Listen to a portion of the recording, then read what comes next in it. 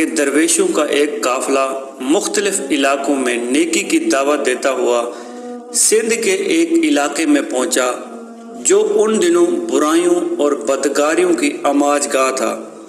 درویشوں کا یہ قافلہ ایک ایسے محلے میں ٹھہرا جہاں ہر طرف چہل پہل تھی۔ شام ڈھلتے ہی چراغ روشن ہونے لگے۔ شام نے رات کا لبادہ اوڑھا تو گانے بجنے لگے۔ عورتیں سرعام گناہ کی دعوت دینے لگیں اور اوباش نوجوان بے اختیار ان کی جانب کھینچے جانے لگے۔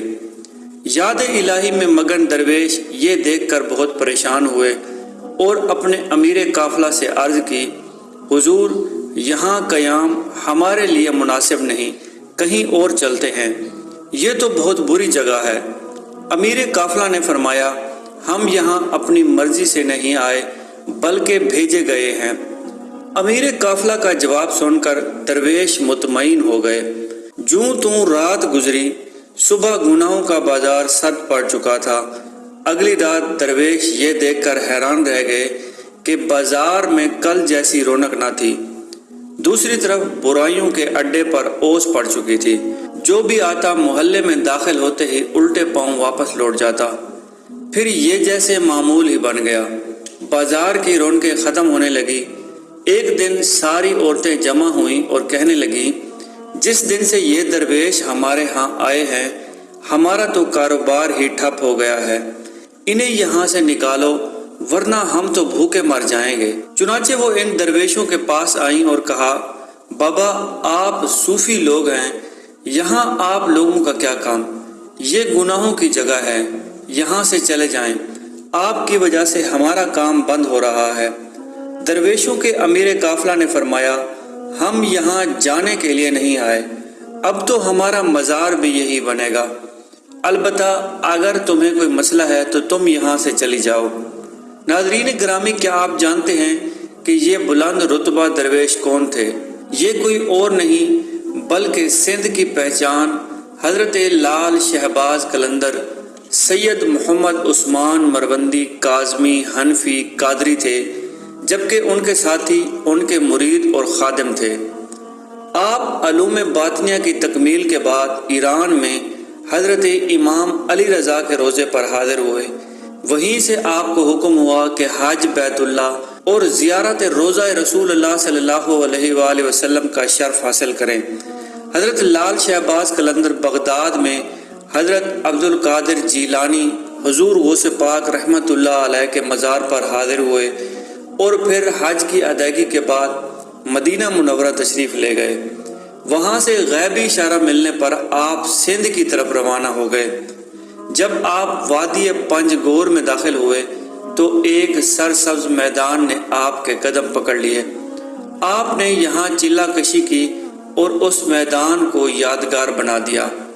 مقامی مکرانیوں نے اس ویرانے میں ایک فقیر کو چلہ کشی کرتے ہوئے دیکھا تو دیدار کے لیے امٹ کر آ گئے۔ آپ کی عبادت اور ریاضت سے متاثر ہو کر ہزاروں مکرانیوں اور بلوچوں نے اسلام قبول کر لیا اور آپ کے مرید ہو گئے۔ یہاں ایک عرصہ قیام کرنے کے بعد آپ اس دشت کو دشت شہباز بنا کر آگے بڑھ گئے۔ آپ جب پسنی سے گزرے تو ایک گڈریا اپنی بکریوں کا ریوڑ لے کر جا رہا تھا۔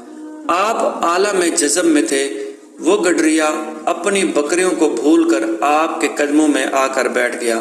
آپ نے چند دن کے اندر ہی اسے اپنے رنگ میں ایسا رنگا کہ آپ کے جانے کے بعد وہ گڈریا لال کے لقب سے مشہور ہو گیا۔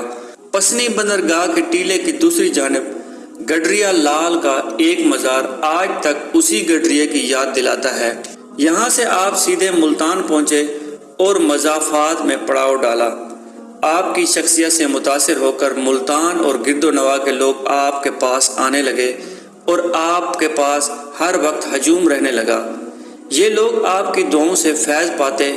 ان لوگوں کی زبانی قلندر شہباز کی کرامات کا شہرہ ملتان کے قاضی علامہ قطب الدین کاشانی تک بھی پہنچا۔ علامہ قطب الدین کاشانی عالم فاضل شخص تھے، لیکن صوفیت اور درویشی پر کامل یقین نہیں رکھتے تھے۔ چنانچہ انہوں نے آپ کے خلاف فتویٰ جاری کر دیا۔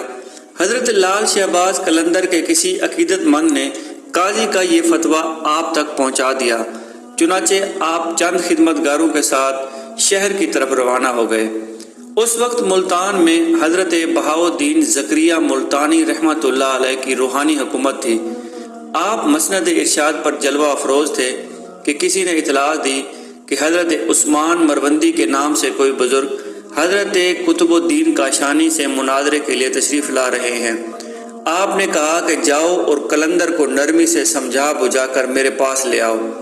حضرت لال شہباز قلندر ابھی ملتان کے دروازے پر ہی پہنچے تھے کہ بہاؤالدین زکریا ملتانی کے مریدین آپ کے استقبال کے لیے آ گئے۔ اب آپ کے قدم قاضی کی عدالت کی بجائے حضرت بہاؤالدین زکریا کی خانقاہ کی جانب تھے۔ وہاں بیٹھے تو اٹھنا ہی بھول گئے، دن رات صحبتیں رہنے لگی۔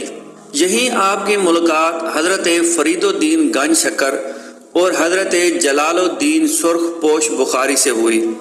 اس زمانے میں پنجاب اور سندھ میں کرامتہ فرقے کا بہت زیادہ اثر تھا۔ ان کے عقائد بنیادی اسلامی تعلیمات کے منافی تھے۔ ان حالات کے پیش نظر حضرت بہاؤالدین زکریا ملتانی رحمۃ اللہ علیہ نے رشد و ہدایت اور اسلام کی تبلیغ کا ایک عملی منصوبہ تیار کیا۔ ایک طرف اپنے مریدوں کو مختلف تبلیغی دوروں پر روانہ کیا، دوسری جانب حضرت لال شہباز قلندر، حضرت فرید الدین گنج شکر اور حضرت سید جلال الدین سرخ پوش بخاری رحمۃ اللہ علیہ کے ہمراہ تبلیغی دورے پر روانہ ہوئے۔ یہ چاروں بزرگ کافی عرصہ ایک ساتھ رہے۔ بعد میں یہ چاروں بزرگ چار یار کے نام سے بھی مشہور ہوئے۔ ایک روایت یہ ہے کہ اسی سیاحت کے دوران آپ نے حضرت بو علی شاہ قلندر سے بھی ملاقات کی، اور یہ بھی کہا جاتا ہے کہ حضرت بو علی شاہ قلندر نے ہی آپ کو مشورہ دیا تھا کہ آپ سندھ میں سیوستان یعنی سیون میں سکونت اختیار فرمائیں۔ سیون میں اس وقت ہندو راجہ جیسر جی کی حکومت تھی، جو عرف عام میں راجہ چوپٹ کہلاتا تھا۔ وہ ایک عیاش آدمی تھا اور رعایا کے حال سے بے خبر رہتا تھا۔ لا قانونیت اور ظلم و تشدد ہر طرف عام تھا اور کسی کی کوئی فریاد نہیں سنی جاتی تھی۔ اس وقت کا یہ مقولہ بھی مشہور ہے کہ اندھیر نگری چوپٹ راج۔ لوگوں کو بے بس اور لاچار دیکھ کر ایک مجذوب جن کا نام سکندر بوزلا تھا، وہ اکثر ایک نعرہ مستانہ لگایا کرتے تھے، میرا مرشد آنے والا ہے، ظلم کا زوال ہونے والا ہے۔ سکندر بوزلا سیوستان کی پہاڑیوں میں عبادت اور ریاضت کرتے تھے۔ ایک رات بزرگ نے خواب میں آواز غیبی سنی کہ ایک مرد قلندر آ رہا ہے جو ظلمت کو نور میں تبدیل کر دے گا۔ پھر اکثر ان کی زبان پر یہ ورد رہتا کہ میرا مرشد سائیں آ رہا ہے۔ مجذوب کی آواز میں ایسی کڑک تھی کہ راجہ کے قلعے کی دیواریں چیرتی ہوئی اندر آ جاتی تھی۔ شروع میں تو راجہ اور قلعہ کے لوگوں نے نعروں کو سن کر نظر انداز کیا، لیکن جب نعروں میں شدت آ گئی تو وہ بھی بکھلا اٹھے۔ ایک دن راجہ کے سپاہی گئے اور مجذوب کو گرفتار کر کے راجہ کے پاس لے آئے۔ راجہ کے سامنے بھی سکندر بوزلا کی زبان پر یہی الفاظ تھے کہ میرا مرشد آنے والا ہے، ظلم کا زوال ہونے والا ہے۔ تو راجہ غضبناک ہو گیا اور اس نے سکندر بوزلا کی کھال ادھیڑنے کا حکم دے دیا، لیکن اس کے نعرے بند نہ ہوئے۔ لال شہباز قلندر اور ان کے ساتھیوں نے ایک میدان میں پڑاؤ ڈالا تھا۔ راجہ نے بہت مغرور لہجے میں اپنے کوتوال کو حکم دیا کہ ان مسلمان فقیروں کو بے عزت کر کے اس کی ریاست سے نکال دیا جائے۔ راجہ جیسر جی کے سپاہی گڈری پوشوں کے خیمے میں داخل ہوئے اور انہیں حکم سنایا۔ گڈری پوشوں نے کہا کہ ہم صرف اپنے مرشد کے حکم کی پابندی کرتے ہیں، اگر تمہیں کہنا ہے تو ان سے کہو۔ راجہ جیسر جی کے سپاہی اسی حالت میں غضبناک لال شہباز قلندر کے خیمے کی طرف بڑھے، مگر اندر داخل نہ ہو سکے۔ سپاہیوں کو ایسا معلوم ہوا کہ ان کے پیروں کی طاقت سلب ہو چکی ہے اور وہ اپنے جسم کو حرکت دینے سے قاصر ہیں۔ پھر جب سپاہیوں نے واپسی کا ارادہ کیا تو ان کی ساری طاقت بحال ہو گئی۔ سپاہیوں نے دوبارہ خیمے کی طرف جانے کی کوشش کی، لیکن اس بار بھی ان کے ساتھ ویسا ہی ہوا۔ مجبوراً سپاہی کچھ کیے بنا واپس چلے گئے۔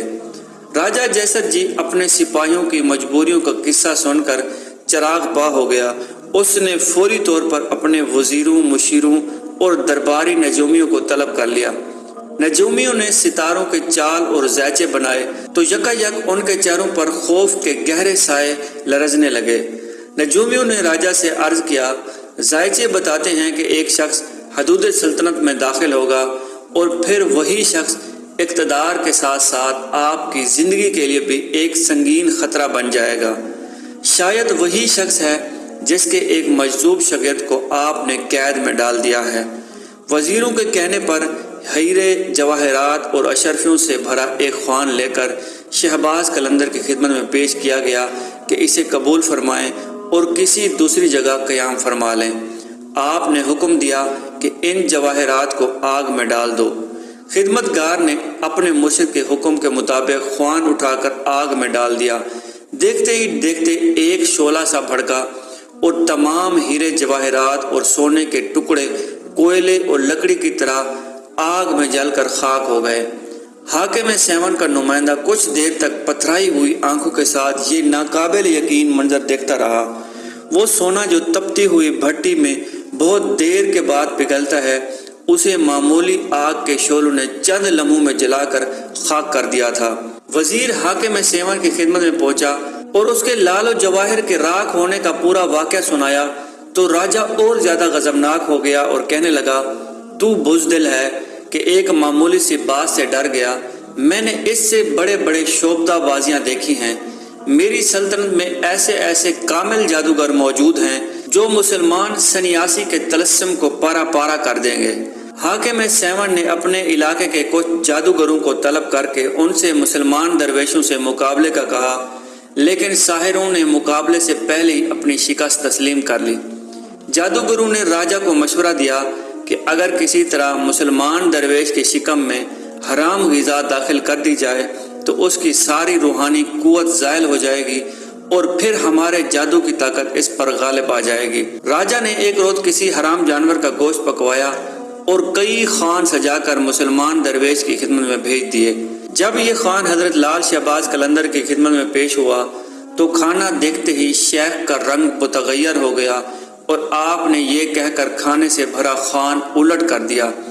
ہمارا خیال تھا کہ وہ کافر اتنی نشانیاں دیکھنے کے بعد ایمان لے آئے گا، مگر جس کی تقدیر میں ہلاکت و بربادی لکھی جا چکی ہو اسے اللہ کے سوا کوئی نہیں ٹال سکتا۔ اگلے ہی لمحے زمین لرزنے لگی۔ سیون شدید زلزلے کی لپیٹ میں تھا۔ زمین نے 2-3 کروٹیں لی اور طاقت و اقتدار کا سارا کھیل ختم ہو گیا۔ ایک روایت کے مطابق شیخ بودلہ بہار کسی طرح رہا ہو کر شہباز قلندر کے پاس واپس آ گئے تھے، لیکن دوسری روایت کے مطابق انہیں شہید کر دیا گیا تھا۔ تو آپ نے عالم جلال میں اپنے پانی کے کٹورے کو الٹا کر کے زمین پر پٹکا اور اسی وقت راجہ جیسر جی کی پوری بستی بھی پلٹ گئی۔ آج بھی سیون کے بحر اتاب زدہ بستی ہے جس کی کھدائی کے دوران اکثر وہاں سے برتن، سکے اور انسانی ہڈیاں نکلتی ہیں۔